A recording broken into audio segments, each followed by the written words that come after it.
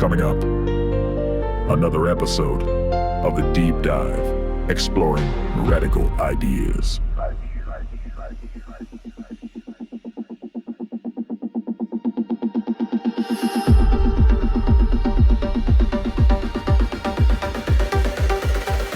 A podcast produced by Bob Rash.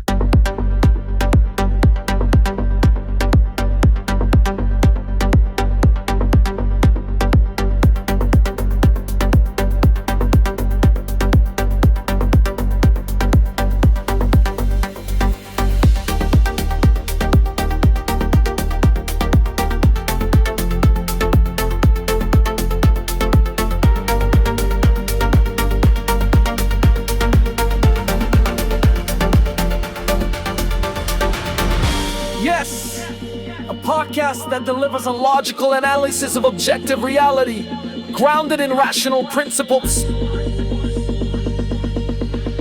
We will explore relevant facts and radical ideas based on the axiomatic principles of identity, causality, and consciousness, on reason as an absolute, on rational self-interest as a moral guide, and on the ideals of privacy, freedom, and justice.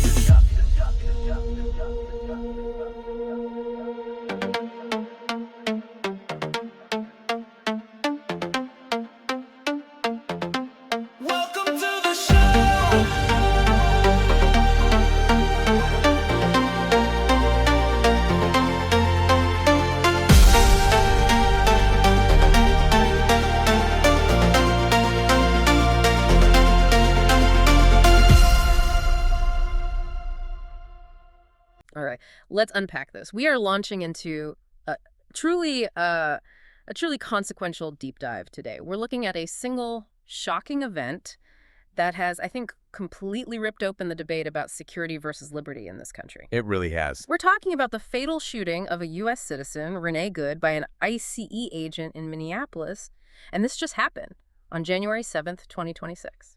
And what makes this so much more than just a tragic headline is the contradiction it exposes. I mean, a profound contradiction, really. How so? Well, you have an American citizen killed on American streets by a federal agency, Immigration and Customs Enforcement, that was, created under the banner of upholding national security. Right. So the question just immediately explodes. When does the very apparatus that's meant to defend our freedom start to consume the rights it was designed to protect? Exactly. And that's our mission for this deep dive. We want to move past the immediate outrage, as valid as it is, and really understand the context. The how and the why. The how and the why. We've got a comprehensive stack of sources here. Incident reports, historical analyses, a lot of legal critiques. And we want to trace the history of ICE, its original mandate, and look at how its operational methods, how they fundamentally conflict with some core American principles. Things like individual rights, privacy, due process. The presumption of innocence. And this isn't about, critiquing one bad actor or pointing a finger at one political party. It's about trying to understand the institutional growth of unchecked power. And it grew across multiple presidential administrations. That's the key. And that institutional framing that is so key for you, the listener, to grasp. The sources present this argument that the shooting of Renee Good, it isn't an isolated mistake. It's not an anomaly. It's culmination. It's the culmination of systemic issues, of unconstrained power that was granted to the government over, 2 decades now, post 9/11. The core insight here is that when you give a government immense, sort of vague power in the name of security, it will, without fail, use that power. And Eventually, that power will be turned on its own citizens. It's the moment the government starts embracing the very thing it should repel. Authoritarian tactics on its own streets. Here's where it gets really interesting. We need to start with the catalyst itself. What exactly unfolded on the morning of January 7th, 2026 in that Minneapolis neighborhood? Well, before we even get to the timeline, we have to understand who Renee Good was. Because the sources are very clear. She was not just some random person caught in the crossfire. Right. She was a person, a citizen. A 37-year-old U.S. citizen, a mother of 3. She had 2 teenagers from a previous relationship and a 6-year-old son with her wife, Becca Good. And tragically, she'd lost her first husband back in 2023. So there's a lot of Yeah. A lot of life there. And the sources really paint a picture of her, don't they? A compassionate, very community-focused person. Absolutely. She had an English degree. She was an award-winning poet. I saw that she won a pretty prestigious undergraduate prize from the Academy of American Poets back in 2020. This wasn't some shadowy figure. No, not at all. She was a devoted Christian and worked as a dental assistant, then became a stay-at-home mother. I mean, just a deeply integrated, active member of her community. In the context of why she was even in Minneapolis it's highly relevant. It's critical. The sources note she'd moved there about a year before from Kansas City, and this move was partly motivated by these deep-seated political concerns she had after the 2024 election. So she was already worried about the direction of the country. Very worried. The family, according to some of the notes we have, had even talked about relocating to Canada for safety. That reflects a serious level of anxiety about the political climate, about government overreach, long before she ever had a personal encounter with IC. So that brings us to the morning of January 7th. She and her wife, they dropped their son off at school, and then what? They drove toward the Powderhorn neighborhood. They had heard about a large-scale ICE operation happening through a neighborhood signal chat. A messaging app. Exactly. And their plan, as they understood it, was to go there and act as legal observers or, as community supporters, a kind of organized passive resistance. And this operation they were observing, Yeah. it wasn't a small thing. No, it was massive. It was part of what the Department of Homeland Security had labeled Operation Salvo. Salvo. A huge surge targeting suspected immigration fraud in the Minneapolis-St. Paul area. So when they arrived, the scene was already really tense, kind of disorganized. And chaotic, I imagine. Very. ICE agents were trying to conduct their operations, but one of their vehicles had actually gotten stuck in the snow. Oh, wow. Which, naturally just drew in a crowd. Bystanders, protesters, and observers like Renee Good. And crucially, this confrontation is one of the most thoroughly documented we've ever seen. Unbelievably so. The sources confirm there are recordings from multiple angles. You've got bystander footage, Becca Good's own cell phone. And maybe the most damning of all? The agent's own cell phone video. Agent Jonathan Ross was filming with his personal phone while he was trying to engage the public. Let's walk through that timeline then, because the sources are brutal in their precision. They are. So around 9:35 a.m., Good's vehicle, it's a maroon Honda Pilot SUV, it stops diagonally on Portland Avenue South. It's blocking the road. Intentionally. It appears so. And this is happening amidst this chorus of organized yelling and whistling from bystanders' tactics, that are often used to confuse or slow down these kinds of enforcement actions. And that's when Agent Ross approaches. He approaches the vehicle, positions himself right in front of the hood, and he's filming with his phone. But the atmosphere, it shifts almost instantly. It does. The key moment of escalation starts at 9:37 and 8 seconds a.m. Agents suddenly get out of an unmarked Nissan Titan, they flash their lights, and they immediately start shouting aggressively at Renee Good. What are they yelling? Get out of the car. Over and over. And one agent is explicitly seen on video trying to yank open the driver's side door. Wow. Okay, so that moment, a federal agent trying to breach a U.S. citizen's vehicle door on a public street, that's the pivot point, isn't it? It is. Because faced with that immediate, aggressive, physical threat of a forced entry, Good reacts. Ow. She reverses the SUV just slightly. And at the exact same time, her wife, Becca, shouts this desperate instruction. Drive, baby, drive. So in response to that, to the threat and to her wife's plea, She turns the steering wheel sharply to the right.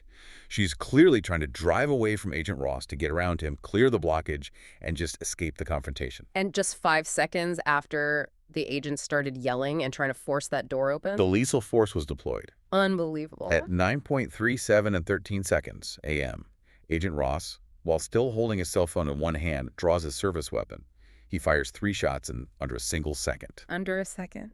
The sources provide the exact millisecond intervals. It's 399 milliseconds between the first and second shot, and 299 between the second and third. This wasn't a measured, careful response. It was an instantaneous burst of violence. Can we detail the shot placement? Because that seems crucial to understanding her intent and the car's direction. Absolutely. The first shot goes through the front windshield. So as she's turning away. Precisely. It was fired as she was initiating her turning motion away from him. The next 2 shots go through the driver's side window as the SUV is passing him. So the vehicle was already past him? The sequence confirms it. The vehicle was already fleeing the immediate threat posed by the agent. Immediately after the shots, the pilot, now driverless, crashes into a parked car and a light pole. Renee Good was later pronounced dead at the hospital. So the facts documented by the second just point to a rapid, lethal, and, well, a fundamentally disproportionate escalation against an unarmed citizen who was just trying to escape. That's what the evidence shows. So if we just take a step back from the raw, just shocking facts of January 7th and try to connect them to the bigger picture, Yeah. the sheer aggressiveness we're seeing, the operational scope of these agents, our sources say this is not accidental. Not at all. It's presented as the calculated consequence of an agency that was built specifically for post-9/11 security goals. A foundational response that, critics argue, just fundamentally tilted the balance away from liberty and toward unchecked state power. It's the story of when a government embraces what it's supposed to repel. And the modern concept of ICE really begins in the aftermath of 9/11. One source calls it the time when bin Laden shaped America. A powerful phrase. And it's true. The agency traces its history directly back to the Homeland Security Act of 2002, signed by President George W. Bush. Right. The argument back then, you'll remember, was that the attacks exposed these critical vulnerabilities in our border security and immigration systems. The government solution was a massive consolidation of power. And ICE wasn't just one person's idea. No, it was a collective, bipartisan political response to this feeling of insecurity. And its consolidation was significant. It took elements from two completely separate federal departments, right? It did. They merged components of the former Immigration and Naturalization Service, or INS, which was under the Justice Department. Right, DOJ. With the U.S. Customs Service, which was under the Treasury Department. So by fusing these investigative and enforcement arms, ICE was officially born in March of 2003. And it inherited this expanding budget and scope that just ballooned quickly to over 20,000 employees.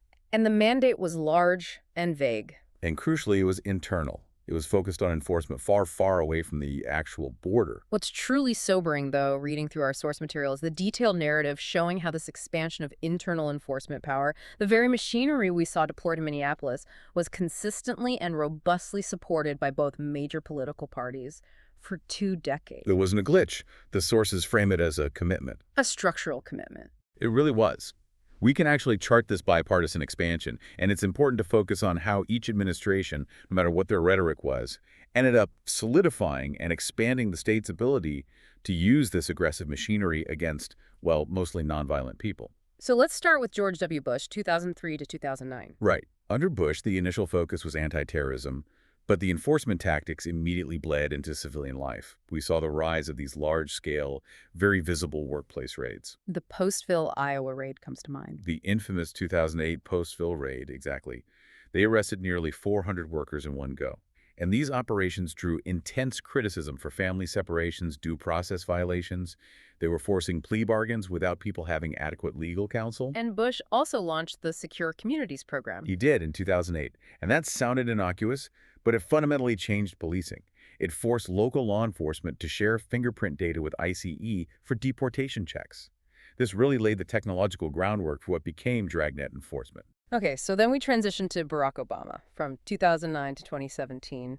And despite a campaign that promised reform and restraint, the agency just kept. It kept accelerating enforcement. That's what earned him the moniker Deporter-in-Chief. The numbers are just staggering. The Obama administration deported around 3 million people. It peaked in 2012 at nearly 410,000. And his administration claimed it was shifting toward targeted priorities, focusing on criminals. They did, but the institutional framework that Bush had built already existed, and it was used extensively. Programs like Secure Communities were expanded nationwide. The use of detainers, those requests to local jails to hold someone past their release date so ICE could pick them up, it skyrocketed. So the iron cage of enforcement was still being built. Even while he was focusing on protecting DACA recipients, yes. Non-criminal deportations continued, and the system faced constant controversies. Reports of sexual abuse in detention, wrongful deportations of actual U.S. citizens, Operation Streamline. The machinery, once you build it, just keeps running, regardless of who's in the White House. That's the chilling continuity, isn't it? The institutional power just becomes self-sustaining.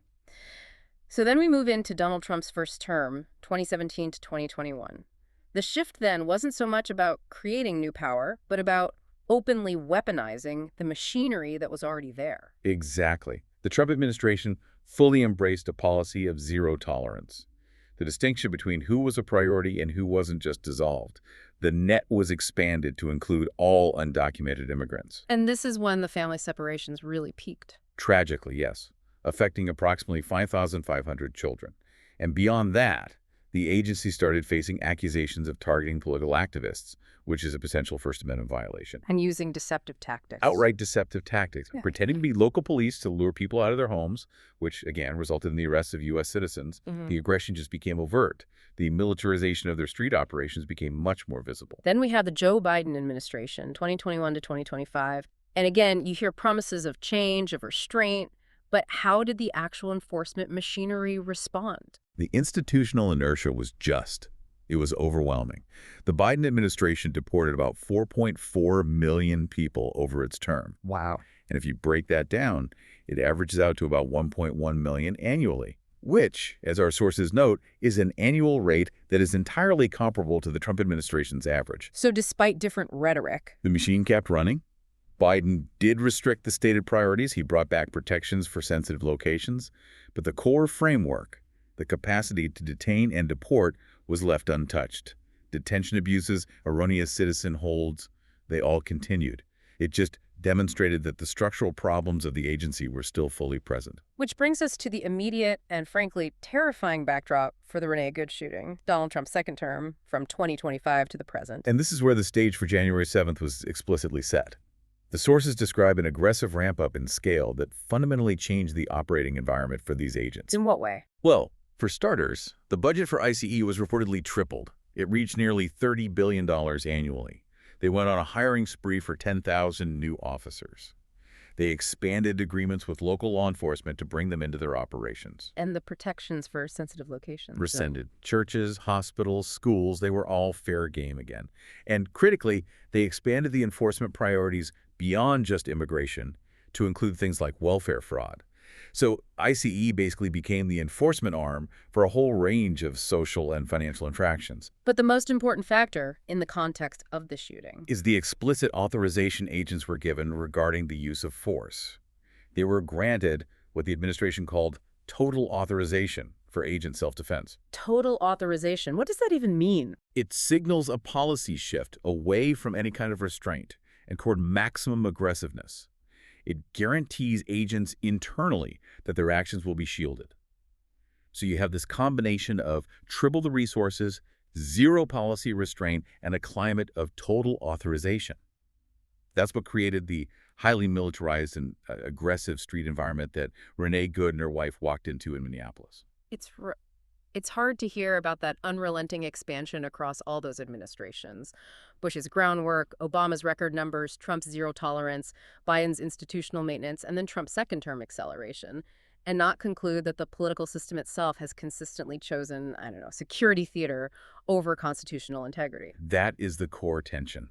The sources frame ICE's entire mission as being inherently in conflict with the principles of limited government you find in the Declaration of Independence and the Bill of Rights. And if we look closer, what's fascinating is how these operational conflicts systematically undermine the very concept of American liberty. Okay, so let's start with maybe the most insidious erosion: privacy. The Fourth Amendment conflict. The amendment that protects us against unreasonable searches and seizures, that demands warrants. How does ICE get around that? They've effectively created a parallel surveillance state that operates outside of traditional judicial review. The documentation shows ICE using sophisticated spyware, advanced digital tracking tools, and this is the most frequent one, buying massive amounts of bulk data from private commercial companies, And they do this. often completely without warrants. So they are just bypassing the Fourth Amendment entirely by purchasing data that a normal police department would need a court order to get. That is precisely the critique. By buying commercial location data from phone apps, by buying facial recognition scans, digital footprints, they treat entire populations, not just immigrants, but often U.S. citizens caught in the sweep, as subjects of perpetual suspicion, And this enables mass monitoring. without any requirement for individualized probable cause. It creates this extreme tension with basic privacy rights, and really it undermines the core American value of personal autonomy. And the physical tactics, the ones they use on the street, they seem designed to intentionally violate the spirit of the law, too. Yes, The sources detail the common use of deceptive tactics, or what they call ruses. Agents routinely impersonate local police officers, or they use other forms of trickery to induce people to open their doors or willingly step outside into detention. When an agent uses deception or acts without probable cause to detain someone, that is a clear violation of Fourth Amendment protections against unreasonable seizure. And this isn't just theoretical. Not at all. It frequently results in the wrongful detention of U.S. citizens who have absolutely no involvement in any immigration violation. The analogy in the source material about the national ID card is incredibly powerful here, especially for listeners who might identify with, libertarian or limited government principles. It is a profound irony, isn't it? Many Americans, and rightfully so, vehemently object to the idea of a national ID card or any government system that tracks their movements and behavior. They see it as the ultimate sign of a surveillance state. Sure. Yet, as the sources point out, we have ICE agents roaming American streets, often demanding people present identification just for driving a car or walking in a certain neighborhood. This creates a de facto internal ID requirement, and it's enforced by masked, armed federal agents who often have no legal justification for the stop in the first place. So why should an agent with, as one source put it, unspecified authority be allowed to demand ID from a U.S. citizen just for existing on a public street? That's an authoritarian concept at its core. And that invasive atmosphere, it feeds directly into the second major conflict you mentioned, undermining the presumption of innocence, the bedrock of American due process. And this is maybe the most fundamental institutional conflict. The cornerstone of our criminal justice system, the Fifth and 14th Amendments, is that you are innocent until the government proves you guilty beyond a reasonable doubt. Right. But in immigration enforcement, that concept it's largely absent. And that's because, as you mentioned, immigration proceedings are considered civil, not criminal. We need to go deeper into what that distinction functionally means for the person who's been detained. It means everything. Yeah. Because it's categorized as a civil administrative process, the government does not have to meet that stringent burden of proof required in a criminal court. The rules of evidence are relaxed. And the detainee loses the fundamental rights you get in a criminal trial. Such as?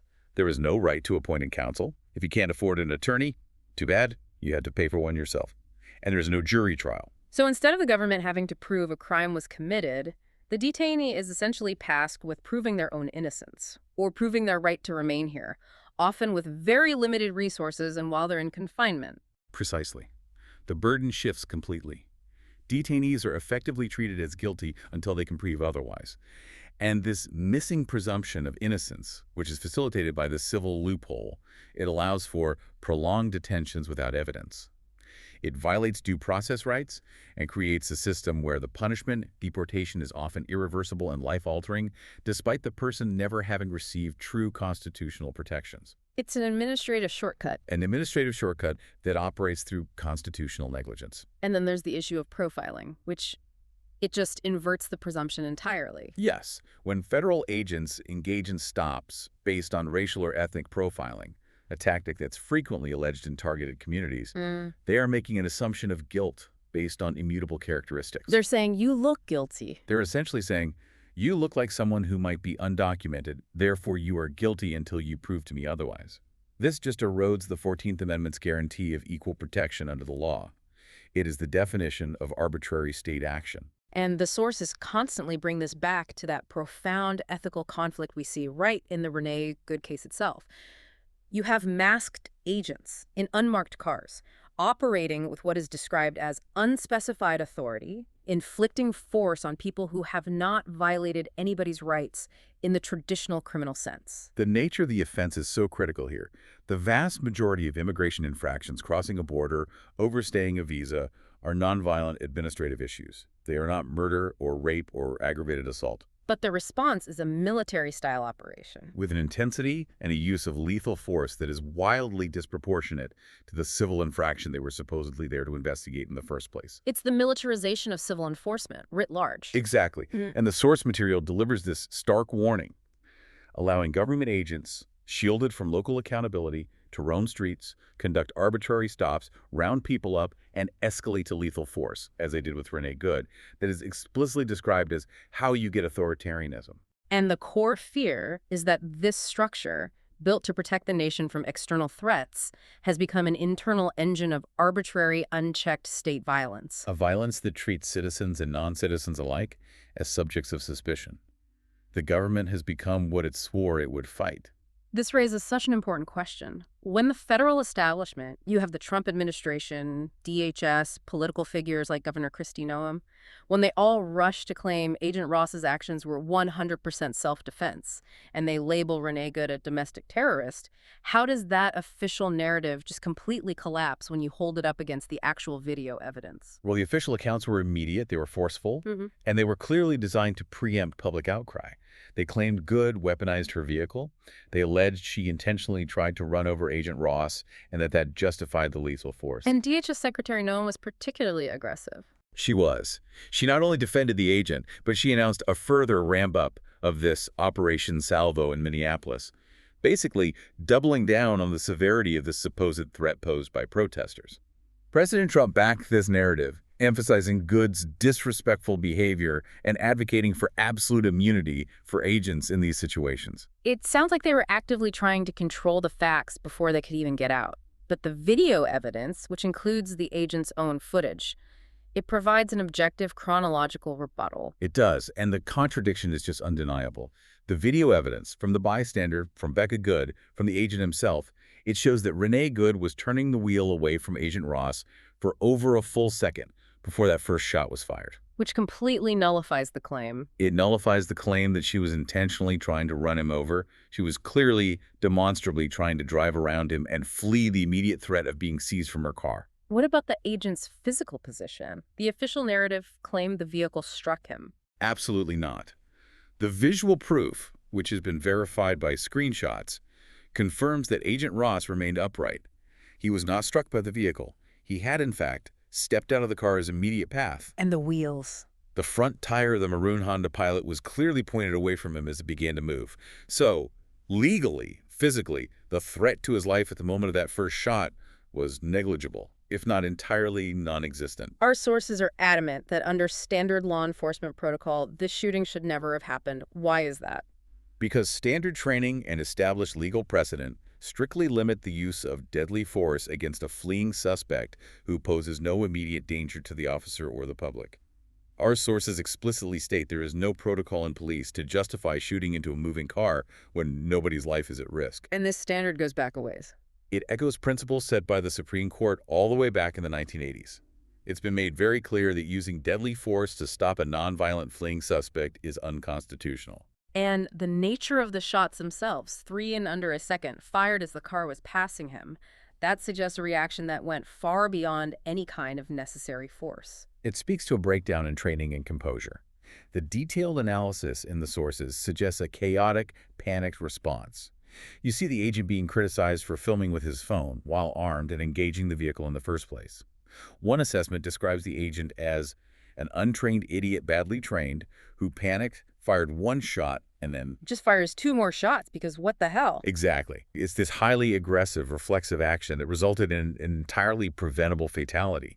The system had primed him for aggression, but it clearly failed to train him in restraint or de-escalation. But the immediate reaction of the agents after the shots were fired is maybe the most damning evidence of their systemic priorities and just disregard for life. The aftermath is described in the sources as monstrous, truly. Yeah. Agent Ross, after firing the lethal shots, he did call 911. However, she and the other ICE agents on the scene drove away after barely 1 minute. They just left. They left Renee Good bleeding profusely in the crashed SUV. They prioritized their own exit and self-preservation over the victim's life. And the source material highlights this total disregard for medical aid, even when there was professional help right there, available from bystanders. That's the most ethically chilling part of the evidence. Bystanders, including a doctor who happened to be on the scene, immediately rushed forward to offer help. The doctor identified himself clearly. He's on video saying, "I'm a doctor, I'd like to go see if she's got a pulse." And the remaining agents actively blocked him from approaching her. So no attempt at first aid was made by the agents who caused the injuries. Zero. The sources confirm they provided zero treatment. No CPR, no tourniquet, no chest seal, no combat gauze, nothing. This demonstrates just an appalling disregard for human life. Their behavior was described as casual, another day in the office, as they abandoned the scene. This isn't just a failure of professional duty. It confirms a culture where human life is completely secondary to the aggressive execution of their mandate and their subsequent evasion of any responsibility. The fallout from this tragedy was immediate, and it just confirmed the deeply polarized political environment that surrounds this agency. The institutional power of ICE instantly became this central battleground for American ideology. Their reaction was swift, it was organized, and it was deeply polarized. On the ground, thousands protested in Minneapolis, and there were over 1,000 related organized events nationwide. That shows deep community resistance. And they were using organized tactics? Protesters were using whistles and block captains, which indicates a highly coordinated strategy against these aggressive ICE operations. And on the local government level, the pushback was fierce and immediate. Governor Tim Walz took the extraordinary step of proclaiming January 9th as Renee Good Day. The mayor of Minneapolis, Jacob Frey, publicly challenged the federal government's claims about the incident, bluntly calling ICE's narrative bullshit. And in Congress, Democrats reacted quickly, demanding federal investigations, initiating debates over the need for fundamental ICE reforms. They recognized the political danger of letting this event stand unchallenged. but the defense of the agency from the right it was equally aggressive in its intensity and its character. Absolutely. The conservative political machine mobilized immediately to shield the agent and justify the operation, often through just vicious personal attacks on the victim. How so? Right-wing commentators engaged in extensive character assassination. They dedicated airtime to dredging up stories about Good's past, focusing on her being a lesbian, baseless accusations against her partner, in a clear attempt to smear her and retroactively justify the shooting. And the political investment in protecting the agent even became financial. It did.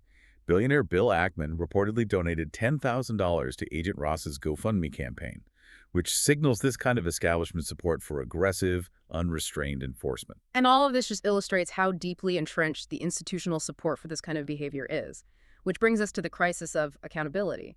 The federal system seems explicitly designed to shield these agents from any consequences. It's the ultimate insurance policy for unchecked power.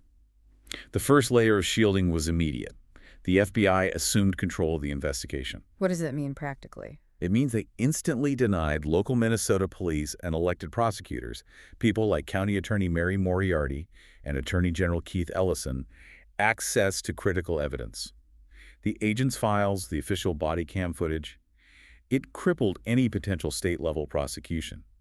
This federal control mechanism ensures that federal misconduct is investigated internally by people with a vested interest in the outcome, rather than by the community that was actually harmed. And even if local prosecutors could get their hands on the evidence, the legal doctrine of qualified immunity remains a nearly insurmountable barrier. Qualified immunity is the institutional failure cemented in law. The sources point specifically to precedent-setting Supreme Court doctrines, like the 2022 ruling in Egbert v. Boole. And what did that ruling do? It effectively confirms that there are no civil damages against Border Patrol or ICE agents for rights violations, even in cases that don't involve violence. When agents know they can't be sued civilly for even egregious rights violations, the primary check on their behavior is just. It's removed. This legal shielding, combined with that administrative policy of total authorization, is the ultimate green light for overreach and excessive force. And this tragedy, as horrifying as it is, it's clearly not an isolated event. It's part of a documented, dangerous pattern of escalation. It's absolutely part of a systemic escalation. This incident, the fatal shooting of Renee Good, was, according to the sources, the 9th ICE shooting since September 2025, and the 5th fatality in deportation operations during the current administration. That frequency is alarming. It is. It underscores the aggressive, showy sweeps that have become the operational standard. This is the predictable consequence of building a militarized force, equipping it with unchecked power, and then actively shielding it from any meaningful accountability. So if we connect all the dots, we just keep returning to the core problem we identified at the very beginning of this, the bipartisan political commitment to maintaining and expanding this highly aggressive internal enforcement mechanism. Precisely. We have seen across 4 different administrations, Bush, Obama, Trump, and Biden, this post-9/11 national security focus used as a justification to systematically erode core rights: privacy, due process, the presumption of innocence. And these rights are stripped away through this intentional loophole of civil enforcement. And then the agents who carry out the mission are protected by layers of legal immunity and internal investigation procedures. The result, as critics argue, is a rogue agency that enables authoritarian tactics on American streets. An agency where masked agents operating with vague and aggressive mandates inflict deadly force for nonviolent offenses and ultimately target citizens who dare to stand in their way. So, what does this all mean for us, for you, the listener? We started with the shocking minute-by-minute death of Renee Good, a poet, a citizen who was simply trying to flee a high-stress confrontation on her own street.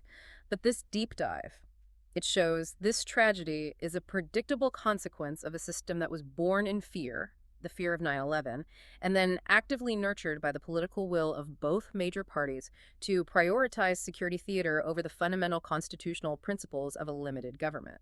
What we have seen repeatedly and what the sources lay out is that the immense power granted to the government, even when it's justified initially by valid threats like terrorism, will inevitably be used and then abused against ordinary citizens, particularly when that power is deployed in civilian spaces, when it's highly militarized, and when it's shielded from local oversight through legal doctrines like qualified immunity. The very institutional structures that are supposed to repel tyranny have instead become mechanisms for state overreach. It's a sobering conclusion. It is. And it leaves us with one final provocative thought.